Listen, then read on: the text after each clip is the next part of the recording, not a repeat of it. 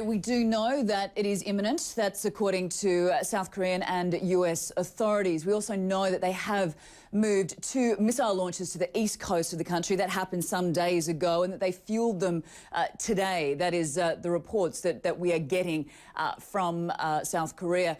So what does that mean? It means that they are ready to go, that this is a Musadon missile. It's of medium range, can travel up to 4,000 kilometres. That would obviously take in South Korea, Japan, and potentially US bases in Guam. Now, yes, it's imminent, but it also could happen in the coming days. A significant date that is coming up is the anniversary of the birthday of North Korea's founder, Kim Il-sung, who, of course, is the grandfather of Kim Jong Un. A very significant date indeed. So perhaps, you know, that is when they will fire these missiles as well. It's very important to note, Rosemary, that this is a test. The North Koreans have said that this would be a test, not a strike. No one thinks that this is going to be a strike on South Korea or any other country in the region. So that is very important to note. But if this does take place, it will be seen as a provocative action by the belligerent nation, and will obviously require some sort of, you know, a repercussion, consequences from the international community, whether it be further sanctions or further condemnation. Rosemary. Yeah, indeed. And of course, if it's a test fire, we don't know what's going to happen. North Korea doesn't know either, does it? So it's the panic that could ensue. And Anna, I wanted to ask you, because South Korea's Fisheries and Oceans Department usually is notified by North Korea if they're planning a test to test a missile like this. This hasn't happened this time around. What does that tell us? Does it signal anything?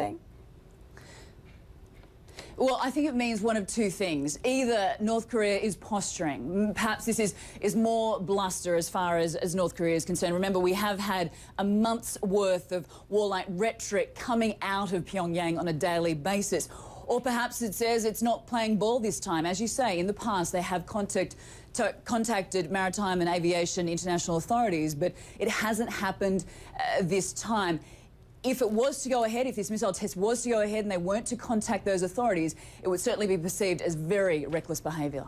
And we're also finding out about these secret back-channel talks between the United States and North Korea.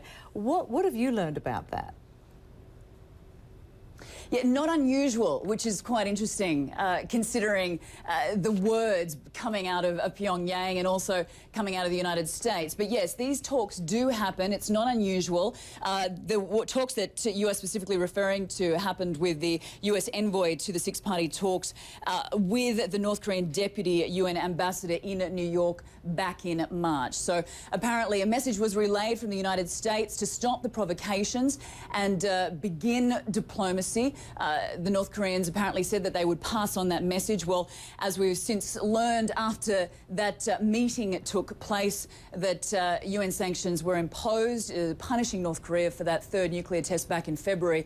And obviously the rest has followed. So perhaps it sort of shows that the message may have been received, but it certainly wasn't acted upon. Yeah, looks that way. And Anna, just before you go, I mean, of course, you've had an opportunity to talk to so many people there. What's the mood there as the tensions rise?